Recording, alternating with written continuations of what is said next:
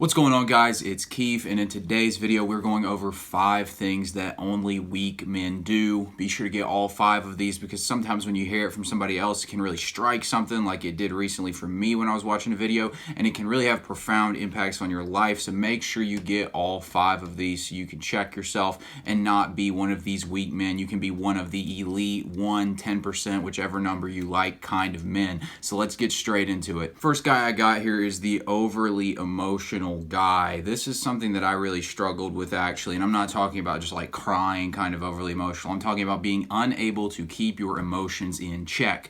Now, one of the things that I still struggle with to this day is a feeling of hopelessness. This is a feeling that will just wash over me from time to time, and it used to really derail my entire day.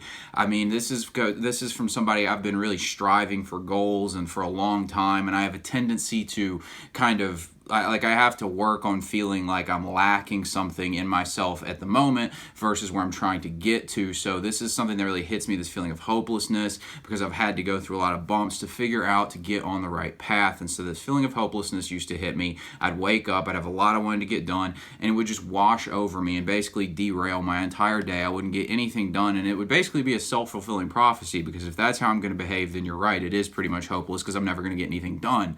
So what I figured out how to do that I think will help you is to just detach from your thoughts, to observe them, to observe the feeling, not the thought, that is. Observe the feeling underneath the thought, and you'll find that you can release it pretty easily. Once you look at the feeling rather than the thought, the pain of it kind of starts to go away, and it might take a few minutes, but it'll usually wash away, and you can get on with your day. And this is what a strong man has figured out, is how to get his emotions in check. You know, if your girl's ticking you off and you react in an emotional way, that's not an attractive thing. Or if anybody can just throw you off course during your day because you can't control your emotions, that's a problem. So being able to control your emotions is key. All right, second one I got here is making excuses as to why you can't get something done. Now, a few days ago I made a video while I was at the beach on being grateful, and one of the reasons I made this video was because I drove through some areas of the country on my way to the beach that just aren't in great shape. You know, they've kind of been worn down and destroyed, and the people there don't have a lot of opportunity, and it just struck me with the amount of gratitude that I should have for where I live, and I know most people are the same way. And no matter where you are, there's always, you can make the most of something, or you can be a victim of your circumstances and complain about it.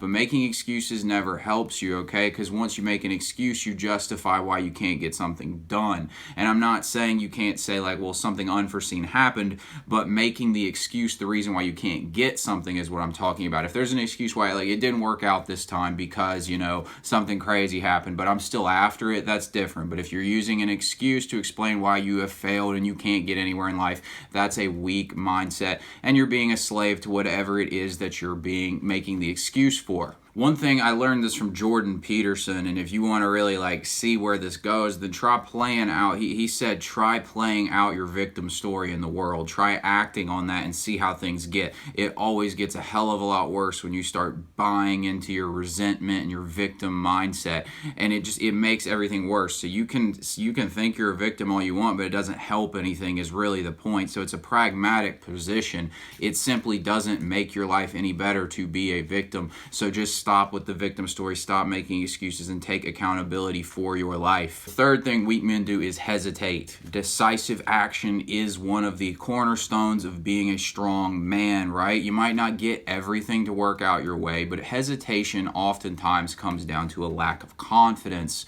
Most of the time, all the information is already available for you, right? Like, let's say you're on a sales call with somebody and they're trying to get you to buy a product, and you listen to the product and it sounds like it'll solve everything that you need. You've gotten all your questions answered. It sounds like the perfect fit. And you say, well, I need to think about it. And then you get off the phone, you hesitate, you don't pull the trigger, and you stay in your comfort zone. Maybe it was something you really needed. Maybe it was somebody who was going to help you with your body. You needed a fitness coach, and he was going to solve all your problems with this. It was a decent price. You could afford it. And you just hesitated because you were lacking in confidence and you got afraid. And so you get off the phone, you never take action, you never get your body under control. That's the problem with hesitation. And like I said, every time you take that quick action isn't always going to be a massive victory for you, but you're either going to win or you're going to learn. And if you do nothing, you get neither of those things. So that's really the only time when you lose. So don't hesitate. Get the facts. Make sure you have the evidence. I'm not saying just make a stupid gut decision without knowing the information.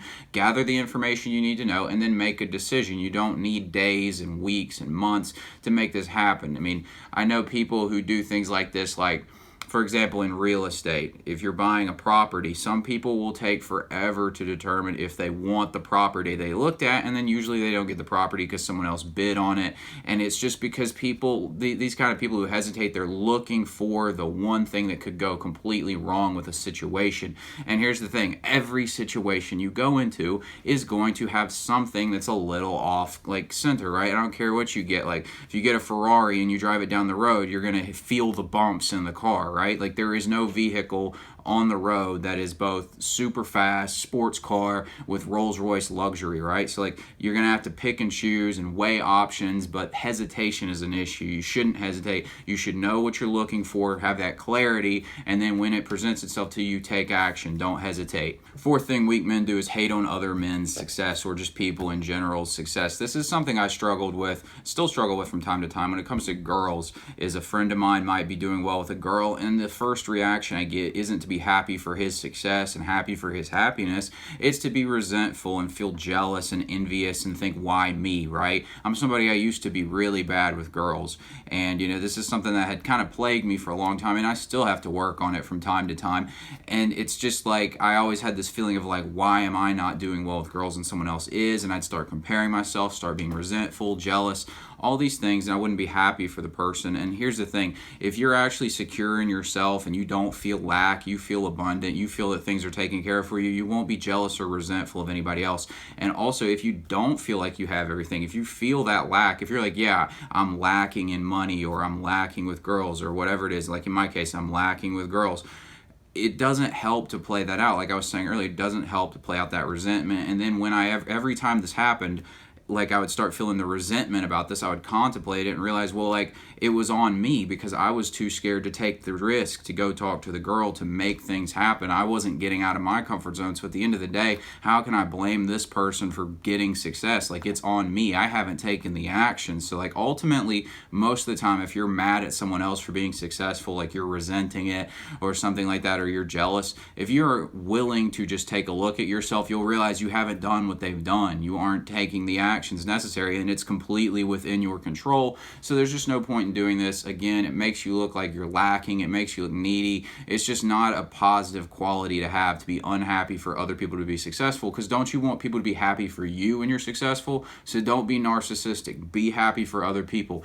And also, don't hide the resentment. If you're resentful about it happening, acknowledge that it's there. It's a narcissistic quality, but it's an ego quality. It's something every human has this in them in some way or the other. So if you notice that you're feeling resentful, like I said with the first one, when it comes to your emotions, just observe that it's there and let it go. Once it goes away, you'll start to be able to see the situation more clearly. Fifth one I got, guys, is caving to peer pressure. So not always do you have to go against the grain, but a lot of great things that have had to happen in life had to go against the grain, right? Like think about Rosa Parks. She had to go sit on the front of the bus. Can you imagine the amount of peer pressure that was on her when she did that? She probably felt everyone staring at her. I don't wear a mask when I go out, and everybody's wearing these masks, and sometimes I can feel like the peer pressure coming at me, but I just refuse to wear them. But anyways, like, I mean, if you think about it, most things that had to happen, like Rosa Parks doing this, taking action, sitting in the front of the bus, it caused a movement that was part of the process of creating equality in America amongst the races. So, like, that had to be done. Someone had to go against the grain. Someone had to step up and take action. You don't want to be one of the people who let fear of the crowd destroy their lives and destroy the lives of other people, right? Don't be a part of the mob rule. You got to have a backbone and be strong. This is like the story of most things that have happened in history, right? Like if somebody's like getting, like I've seen these videos back in New York City where like somebody might be getting mugged and people will see it happening, but they'll think someone else is going to do something about it. And the peer pressure and the feeling of like they don't want to stand out keeps them from taking action and being the hero and saving this person who needs help. And too many times we do this. Too many times we cave to peer pressure pressure, and it's just a weak thing to be doing. So like I said, guys, just like, you don't have to go out of your way to be a contrarian, but just when you think something's true, don't care what other people think's true. Stand for what you think is true. And like with my mask example, for example, I don't think most people where I'm at want to be wearing these masks. They just feel like they're going to get in trouble if they don't. But I noticed when I stopped wearing the mask, well, I've only worn it like one time, but when I go out in public without the mask on, I'll notice other people with their masks on see me without the mask on and nothing's happening, and they take their masks off. And I'm not trying to act like I'm a martyr over here, but I'm just saying, like, once one person has the courage to stand up for their convictions and what they believe in, other people begin to get that confidence as well. So you can really start something as long as you're strong enough to stand up to peer pressure, and that's what leaders do. Guys, if you're new here, like I said, my name is Keefe. I made this channel to help men create their ideal lives through self-mastery. Be sure to hit the bell icon, subscribe button, hit the like button if you got something out of this video so you don't miss tomorrow's video. Thanks for watching, and I'll talk to you later.